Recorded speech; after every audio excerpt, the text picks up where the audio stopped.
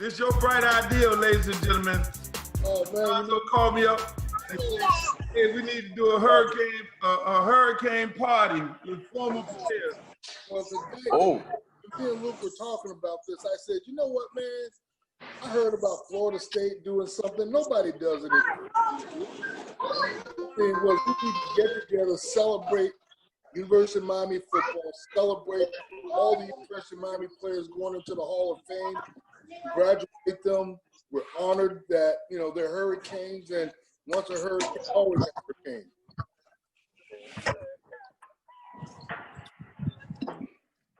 Yeah, this is a good thing here, man. I think it's a great idea. We can get on here, talk some trash. There's gonna be a whole bunch of other guys logging in, but Hey, hi. Let me ask you something, man. From the first time when you signed and decided to come to the University of Miami, could you have believed that the brand is what it is right now? That you see it everywhere in the country when they think of guys like Reggie Wayne, they see all these great players. Oh, because we had to go through that place. How shocked are you from the time when you said yes to where the brand is right now? well, the thing about it was when I signed to come here in Miami, and I was wondering if I did the right thing because I went into Burger King. And if you ordered a Whopper and you ordered 2 Whoppers with cheese, you got a ticket to a Miami game. So I was like, damn, man. And then my first year, they had band day. That's when they invited all the Dade County bands into the stadium, Orange Bowl, you know, to fill up the stands because we're playing like Colorado somebody or some team that's not real popular. So they'd have band day in the stands, and as soon as the band stopped playing, you see a whole section gone. But I knew this could give me a plate. With the right people, and you know, we started something here that I was part of, and it continued with all the great players. And you know, these younger players that came along continue to make it even better, even more dynamic, and it grew into a brand that very few can replicate.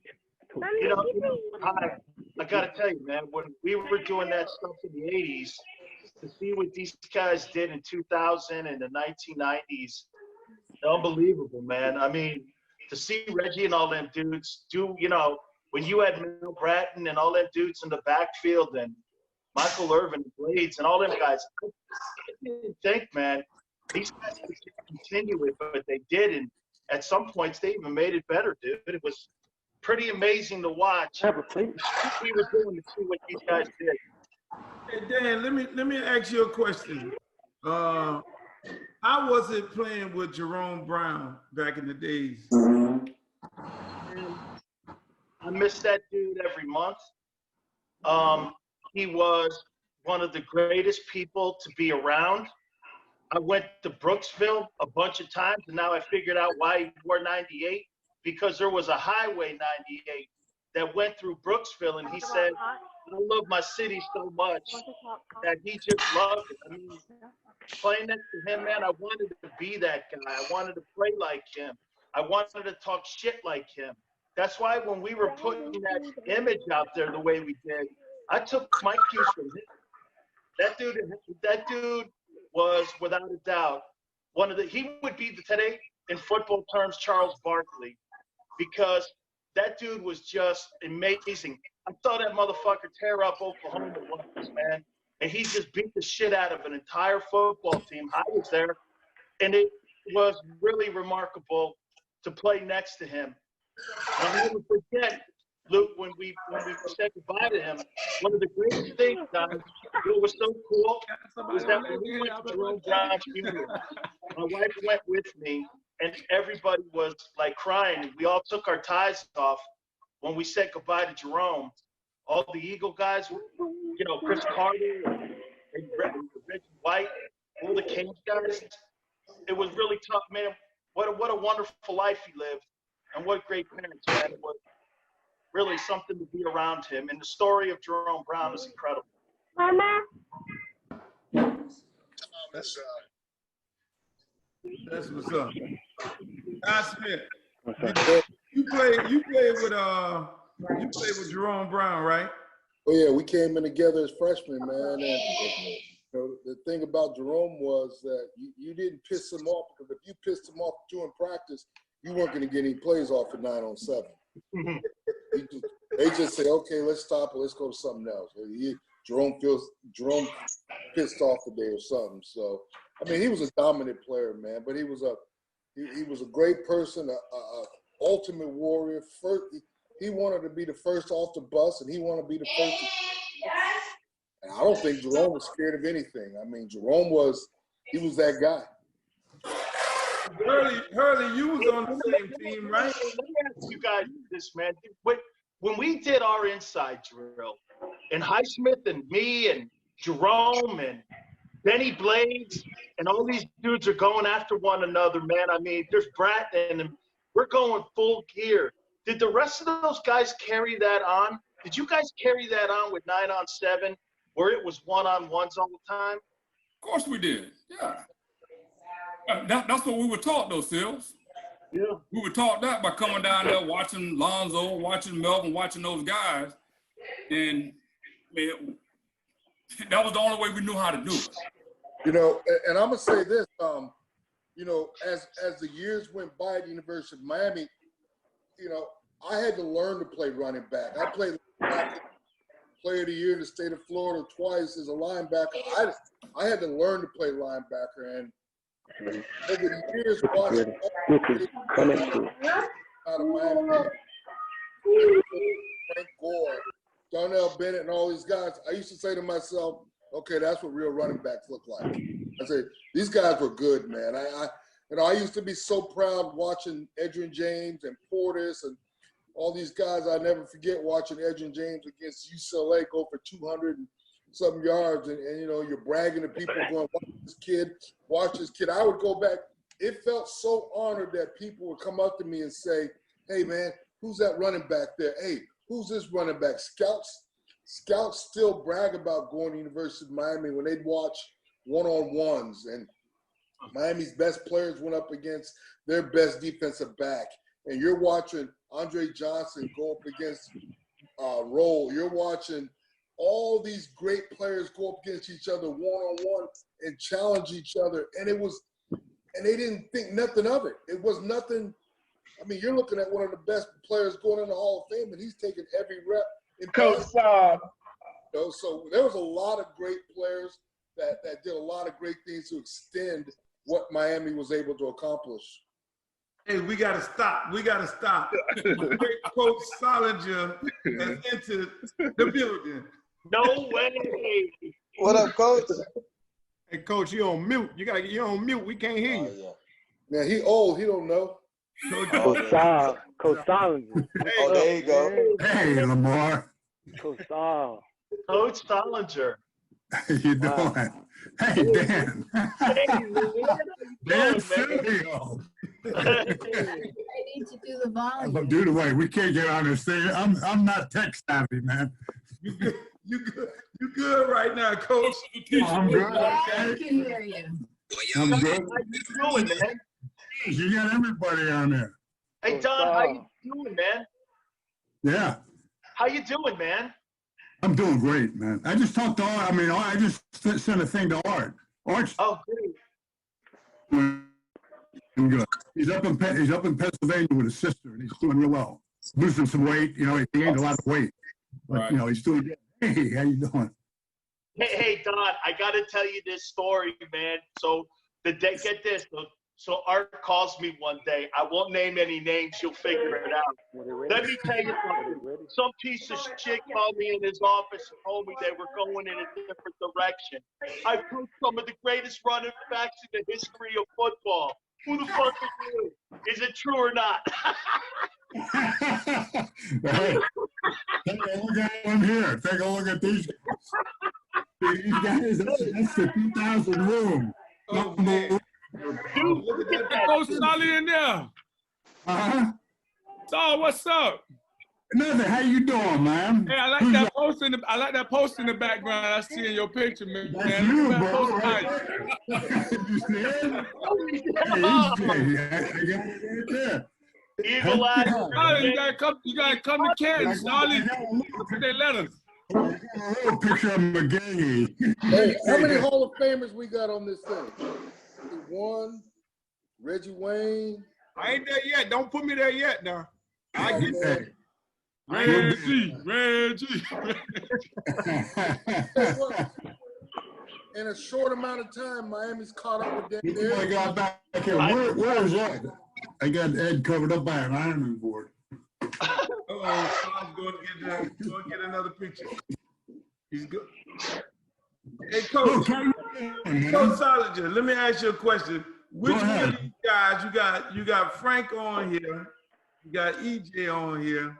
Who else is on here? Which one, Donnell, which one of these guys gave you the biggest headache? Who was the headache out of the group? Artist. There weren't too many headaches, I'll tell you that right now. Even EJ never talked to me, so he didn't talk to me for a year. Hey, Reggie, you know when you were a freshman, and you're supposed to be playing, and you got to sit on that bench. Ain't much to talk about. Hey, Don, come on, man. It was None of Mel them. Bratton. Hey, Don, it was Mel Bratton. Come on, man. Well, It was Joe coached Mel. Alonzo, Brodsky did. I was coaching tight ends, man. Hey, I used to get pissed off Frank those was telling bosses. me a story the other day when he came to the University of Miami, he got put on the bench. I'm gonna let Frank tell a story. Frank, tell us the story when Coach CJ rescued you from going to Ole Miss. Well, yeah, I was I committed to Ole Miss, and it was like the night before signing day. Coach CJ was like, he came to my house. I was outside with my homeboys. They was like, man, you must be better competition, man. You know what I'm saying? He said I was scared of Porter. I was scared of McGahee. But, I was thinking, shit, I could go play right away I get 3 years and I'm gone. When CJ came to, and he came to my crib, I was like, hey, you scared of competition. And Miami was the only school I might have red shirt because all the guys got home. And I'm like, man, how the fuck? I'm the best back in Miami, one of the top guys in the nation. I'm like, man, if I go to Miami, I'm not red shirt, man. So I told Coach Saul, man, hey, I'm gonna do whatever it takes to go play and shit. The best thing that happened to me though, when Portis went down, like in training camp for a week, I got a chance to go against the ones and twos. And shit, I was just holding that bitch. 12 people in here. Hey. Yes, mommy? I'm trying, the world want to know, Coach, how you manage all of those All-Americans, all these Hall of Famers. How did you manage all these running backs? The room was pretty crowded, I'll tell you that. We all wanted a piece of the ball, I know that. I told him, I said, if you mess up, somebody's going to take me in there. You better not mess up too much, Hey, Don, what do you think of Jimmy? Hey, EJ. Hey, EJ. EJ, can you hear Frank? EJ, can you hear Frank? EJ got all that shit going on over there. He ain't got no good Wi-Fi. Hey, Reg. What up, Frank? But I tell people, like, if I didn't go to Miami, I don't think I had a career I have in the NFL, dog. Well, you know what I'm saying? You already know, man. Like when you went to Miami, you already felt like you was going up against the best anyway. Mm-hmm. It wasn't even about game days. For us, game day was throughout the week. And it's just like Coach Sai said, like you mess around and mess up or get hurt, you might not play no more. That was always our motto. Our motto was, if you get hurt, EJ said, you get hurt, you're bad. Because the dude behind you is probably better than you anyway. You know what I'm saying? Miami always pushed, always pushed each other in practice. I mean, Luke was talking about the 101s and 907s. Man, our 101 battles, it was epic. It was epic. Like, it's be plenty of times when we're doing our 101s and the rest of practice stop and just watch our 101 battles. Yeah. Oh, yeah. That's what it was. Everybody just watching, man. That shit was a movie. Man, NFL, I've been scouting. I've been in the NFL this personnel side for 23 years, and I still have old scouts come and tell me about Reggie Wayne in practice, Andre Johnson, all these guys, how they practice. And the greatest thing the thing I really liked was when I talked to NFL scouts who used to go to Miami, they tell me everything I ever want to know about a player, I just go watch Miami practice. Yeah. That's all I had to do. He said they're getting ready to play the biggest game of the year. Shit, on Thursday, they're having a knockout drag out on the field. I didn't know they were playing. I thought they were going to and I'm going to just tell you this. I thought I was a pretty good running back. Not, shit, they trying to knock the shit out of me in practice. I thought you were supposed to be a good running back.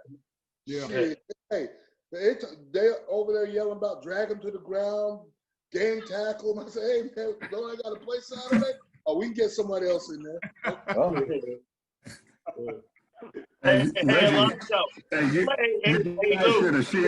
Lou, check this out. And Don, you know this too. So don't let that smile ever fool you about Highsmith. So Highsmith walks to the center of the field. Brian Bosworth's on the other side. We're standing behind. He's got Jerome next to him and my homie Winston Moss. And I hear Alonzo go, fuck you, bitch. We ain't afraid of you. Fuck you, bitch. And we ain't shaking your hand. On national television, we don't shake your hand to start the game, and the rest threw a 15-yard penalty. Am I right, Don? They threw a 15-yard penalty on him. So we wouldn't shake the fucking hand. Wait a minute, Joe, tell them about Oklahoma. When we went to Oklahoma, where did we run? Right through the fucking, with the Buddha Schooner thing. Nuts. Hey, so Oklahoma's never lost a home game. Opening day, Jimmy Johnson, he nervous. Oklahoma's Oklahoma. So Jerome and all of us on the bus was like, man, you can't play with us. We get off the bus, Oklahoma warming up in the end zone. Jerome says, you know what we finna do, boys? We finna run right through the exercises. Man, they pushed them on the ground. Oklahoma players were crying. Nobody does this to us in our home. I was like, that was wild stuff, man. I kind of think it personified the University of Miami, and it set a tone for a long time. The thing about today, we got a lot of good players, great players in here. Man, there's a lot of great players out there. And I wish to be on this tonight. These Starks in the building, ladies and gentlemen. These Starks that came in here. I like that backdrop, though. Oh, damn, look at that, man. These Starks. I like that backdrop, though. Holy shit, man. Hey, money. Dang, bro. Hey, man. Hey, Reggie, so did CJ really abuse you? Because that's what everybody want to know. The world want to know, did CJ really abuse you? Or did he, what did he do to make you CJ, which was our receiver coach, which is now currently the receiver coach for the New Orleans Saints, he didn't abuse us. But what he did was he keep it real. One thing about CJ that we respect, whatever we told CJ, he didn't take it personal. CJ can curse us out, we can curse him back out. We have a 3-minute, fuck you battles, going back and forth, back and forth, back and forth. And then as soon as we get through, he'd be like, all right, let's go to the cafe and get something to eat. So what he did, he treated us like men. And one thing you respected about CJ was he was going to play the best dude. It didn't matter if you was a freshman, junior, senior. If he thought you was the best guy, then he was going to put you in the field. And we already knew what it was, that once you get your chance, you can't mess up. You know what I'm saying? So he threw us out there, but he was tough. CJ taught me everything I know to this day. So when I was in the league for 14 years, it was everything that CJ taught me. I told my receiver coaches in the league, just fuck me up. I'm already good. Just don't mess up. Hey, look. And that's what that was. That's crazy. Hey, Lamar, who was your receiver coach? Tito. Well, it was Hubbard Alexander when I first got there as a freshman. So, you know, he would always, with that voice, oh boy, you got to do some things, and you got to get better. You got to get in that weight room. And I said, Cole, I don't really know about that weight room. That's kind of scary to me. But you know, he was like, well, you might not play here. And then when he saw me out there catching that thing, putting my nuts on people's helmets, he was like, boy, you might have something. You might have something, boy. You might be all right.